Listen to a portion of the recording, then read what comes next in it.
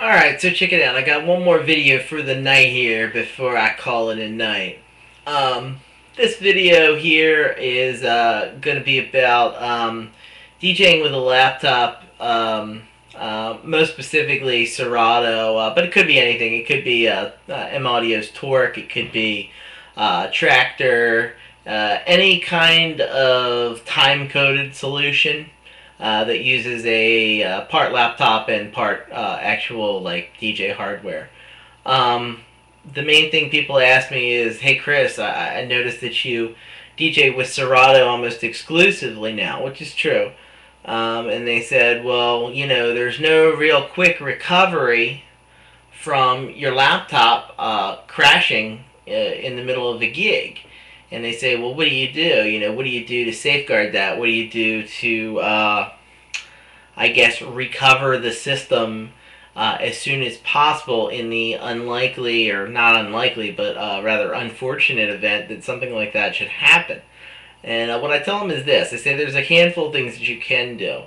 Um, uh, I actually do tech support for computers full-time in the day. So I'm used to working around computers, which makes me probably a little bit better with it than, say your average user that's using it. So I do know a handful of tips and tricks, where you can kind of tweak your system out to, to make it run more efficiently and less crashable, quote unquote. Now, most businesses, as you know, use PCs for business because of the applications and the software and whatnot. However, I believe for DJing you're better off using a Mac. The reason I think you're better off using a Mac is because, for one, the Mac runs off of a Unix kernel, which in non-geek speak basically means that the operating system will tend to be more stable. I know network engineers that have some servers on Unix servers that haven't rebooted them in like damn near a year.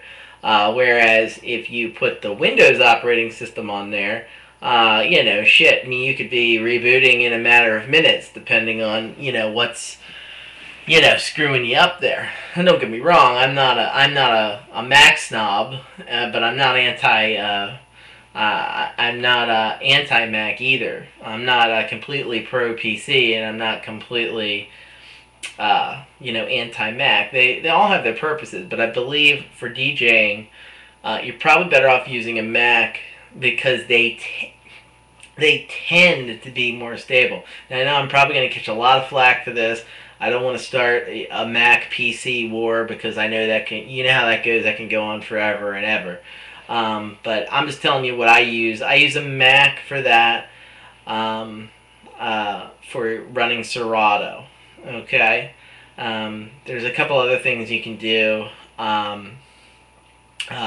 Mainly what I do, and this may not be a viable option for a lot of people because it's kind of expensive, is I actually, I have a backup laptop at every gig. You don't necessarily have to buy two Macs, like two MacBooks or MacBook Pros, because that's pretty damn expensive, and it's a liability if you should, a huge liability to yourself if you should leave that case sitting somewhere. All someone's got to do is come grab it, and, shit, you're at like, $4,000 plus just with the laptops. You could use like a spare PC laptop. Doesn't have to be top of the line. It just has to be something that works and something that will save your ass should something go wrong with your primary one.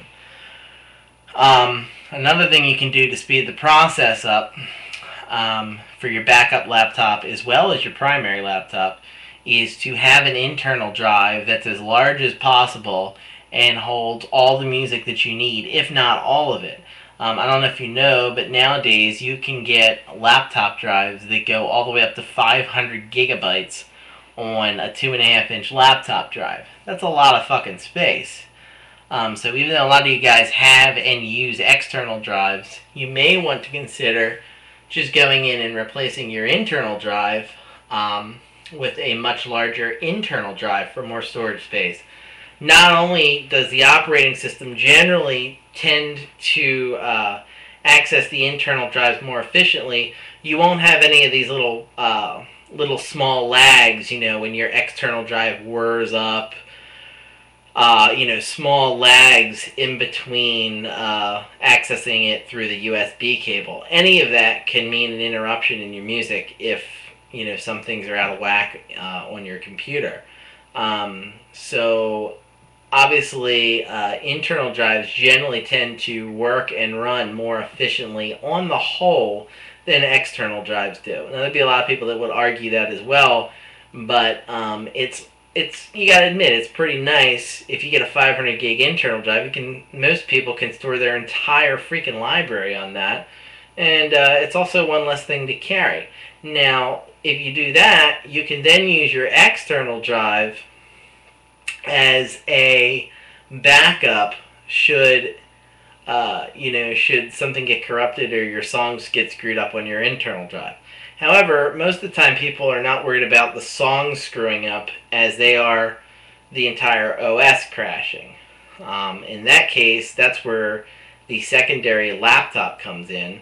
You're basically going to load your secondary laptop with an operating system and a complete duplicate of all of the files that you're currently DJing with on the primary. I would have it turned on and ready during the gig, just as a precaution. That way, if for some reason the computer crashes, the sound drops out completely, the only thing you should have to do is unplug the USB cable coming from your Serato box, and plug it into the computer that's already turned on with Serato open into that computer. You'll hear a little ding, you'll see the hardware found, and it won't say hardware disconnected anymore. It'll just show your decks, and you should be good to go. That whole process, if everything's set up and prepared ahead of time, you could feasibly only be out of sound for a matter of seconds. Now, think of what the alternative to that is. If you don't have a backup laptop turned on, ready to go, and something in the program crashes or something in your computer crashes, seconds can become hours, can become forever. I mean, as you all know, dead air to a DJ is like death.